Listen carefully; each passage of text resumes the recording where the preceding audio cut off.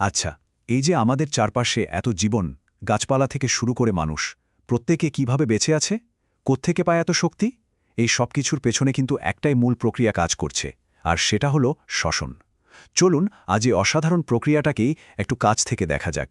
তো আমাদের আজকের এই যাত্রায় আমরা প্রথমে বোঝার চেষ্টা করব শ্বসন কেন এত জরুরি। তারপর দেখব উদ্ভিদ আর প্রাণীরা ঠিক কিভাবে এই কাজটা করে। সেই সাথে লসিকার মতো একটা গুরুত্বপূর্ণ বিষয় নিয়েও কথা বলবো। আর সবশেষে পুরো আলোচনার মূল পয়েন্টগুলো একবারে দেখে নেব। তাহলে আর দেরি কেন, শুরু করা যাক। আমাদের প্রথম পর্ব হল শ্বাসের অপরিহার্যতা, মানে কেন এই প্রক্রিয়াটা ছাড়া জীবন একদম অচল। প্রশ্নটা শুনতে একদম সহজ মনে হলেও এর উত্তরটা কিন্তু জীবনের একেবারে গোড়ায় লুকিয়ে আছে। প্রতিটি জীবন্ত কোষের কেন শ্বাস নিতে হয়, কেন এটা এত দরকারি? উত্তরটা একদম সহজ, মাত্র এক কথায়: শক্তির জন্য। বেঁচে থাকার জন্য, হাঁটাচলা করার জন্য, এমনকি বেড়ে ওঠার জন্য যে বিপুল পরিমাণ শক্তি লাগে, সেটা কিন্তু এই শ্বসন প্রক্রিয়ার মাধ্যমেই তৈরি হয়। বলতে পারেন এটাই হলো আমাদের শরীরের নিজস্ব পাওয়ার প্ল্যান্ট। আচ্ছা, শক্তির কথা তো হলো, এবার চলুন একটু উদ্ভিদের জগতে ঘুরে আসি। আমাদের মতো নাক বা ফুসফুস না থাকলেও গাছপালাও কিন্তু শ্বাস নেয়, আর ওদের শ্বাস নেওয়ার জন্য আছে কিছু বিশেষ দরজা। এই দরজাগুলোই হলো পত্ররন্ধ্র। পাতার ওপরিতলে থাকা এই ক্ষুদে ছিদ্রগুলো খালি চোখে দেখা যায় না, কিন্তু এগুলোর ভেতর দিয়েই গাছ কার্বন ডাই অক্সাইড নেয় আর অক্সিজেন ছেড়ে দেয়। অনেকটা আমাদের নিঃশ্বাস প্রশ্বাসের মতোই, তাই না? শুধু তাই না, গাছের শরীর থেকে অতিরিক্ত পানি বের করে দেওয়ার কাজটাও কিন্তু এই ছিদ্রগুলোই করে। এখন প্রশ্ন হল, এই দরজাগুলো কি সারাক্ষণ খোলাই থাকে? না, এদের নিয়ন্ত্রণ করে রক্ষী কোষ। প্রত্যেকটা পত্ররন্ধ্রের দুপাশে একজোড়া করে এই বিশেষ কোষ থাকে, যারা ঠিক করে দেয় কখন দরজাটা খুলবে আর কখন বন্ধ হবে। আর সবচেয়ে মজার ব্যাপার কি জানেন? এই রক্ষী কোষগুলোতে ক্লোরোফিল থাকে, মানে এরা নিজেরাও খাবার তৈরি করতে পারে। তাহলে এই দরজাটা খুলে কিভাবে? এর পেছনের কৌশলটা কিন্তু দারুণ মজার। যখন রক্ষী কোষের ভেতরে পানি ঢোকে, তখন কোষগুলো ফুলে ওঠে, অনেকটা বেলুনের মতো। আর ফুলে উঠলেই বাইরের দিকে বেঁকে যায়। এই বেঁকে যাওয়ার কারণেই মাঝখানে ছিদ্রটা, মানে পত্ররন্ধ্র, খুলে যায়। আবার যখন পানি বেরিয়ে যায়, কোষগুলো চুপসে যায় আর ছিদ্রটাও বন্ধ হয়ে যায়। কি দারুণ একটা সিস্টেম, তাই না? উদ্ভিদের জগৎ থেকে এবার ফেরা যাক প্রাণীদের দিকে। আমাদের অর্থাৎ প্রাণীদের শ্বসন প্রক্রিয়াটা কিন্তু আরেকটু জটিল। এটা মূলত দুটো ধাপে হয়। এই যে দেখুন, পুরো ব্যাপারটা এখানে পরিষ্কার হয়ে যাচ্ছে। প্রথম ধাপ বহিঃশ্বসন, এটা হয় আমাদের ফুসফুস আর রক্তের মধ্যে। আর দ্বিতীয় ধাপ অন্তঃশ্বসন, এটা হয় রক্ত আর শরীরের প্রত্যেকটা কোষের মধ্যে।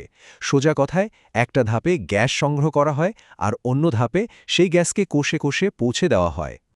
বহিঃশ্বসন মানে হল আমরা যখন শ্বাস নিই, তখন বাতাস থেকে অক্সিজেন ফুসফুসে যায় আর সেখান থেকে সোজা রক্তে মিশে যায়। ঠিক একই সময়ে রক্তে জমে থাকা কার্বন ডাইঅক্সাইড ফুসফুসে চলে আসে, যেটা আমরা নিঃশ্বাসের সাথে বের করে দিই। এটাই হলো গ্যাসের আদান প্রদান। আর অন্তঃশ্বসন, এখানেই কিন্তু আসল কাজটা হয়। রক্তে করে বয়ে আনা অক্সিজেন এবার শরীরে প্রত্যেকটা কোষের ভেতরে থাকা পাওয়ার হাউস অর্থাৎ মাইটোকন্ড্রিয়ায় পৌঁছায়। সেখানে এই অক্সিজেন আমাদের খাওয়া খাবারকে ভেঙে শক্তি তৈরি করে। এই শক্তি দিয়েই আমরা সব কাজ করি। আমরা তো দেখলাম অক্সিজেন কিভাবে রক্তের মাধ্যমে সব কোষে পৌঁছায়, কিন্তু কোষকে সুস্থ রাখতে আর বর্জ্য পরিষ্কার করতে রক্তের পাশাপাশি আরেকটা সিস্টেমও কিন্তু নীরবে কাজ করে যাচ্ছে। অনেকেই এর কথা তেমন জানে না। এর নাম হলো লসিকা, আমাদের শরীরের এক নীরব প্রহরী। লসিকা জিনিসটা আসলে কি? এটা একটা স্বচ্ছ, হালকা ক্ষারীয় তরল। এটা টিস্যু ফ্লুইড বা কলার্স থেকেই তৈরি হয়।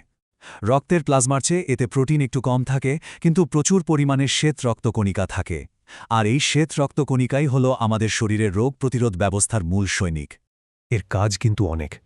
আমাদের শরীরের ডিফেন্স সিস্টেম বা প্রতিরক্ষা ব্যবস্থা তৈরি করা, টিস্যুতে জমে থাকা বাড়তি তরলকে আবার রক্তে ফিরিয়ে দেওয়া, হজম হওয়া ফ্যাট বা চর্বি পরিবহন করা, এই সব গুরুত্বপূর্ণ কাজ লসিকা করে। এক কথায় বলতে গেলে পর্দার আড়ালে থেকে আমাদের সুস্থ রাখে এই লসিকা।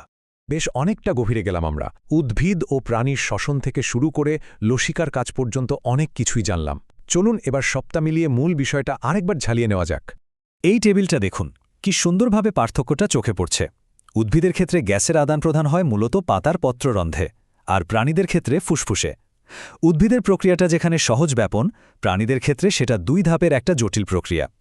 আর নিয়ন্ত্রণের দিক থেকে উদ্ভিদের যেমন আছে রক্ষীকোষ, প্রাণীদের তেমনই আছে শ্বাস-প্রশ্বাস প্রক্রিয়া।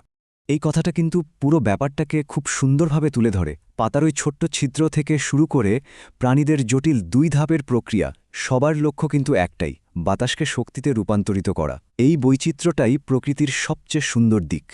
প্রকৃতির এই অসাধারণ সব সমাধান দেখতে দেখতে মনে একটা প্রশ্ন আসেই, শ্বসনের মতো একটা কাজের জন্য প্রকৃতি কত রকমের উপায় বের করেছে?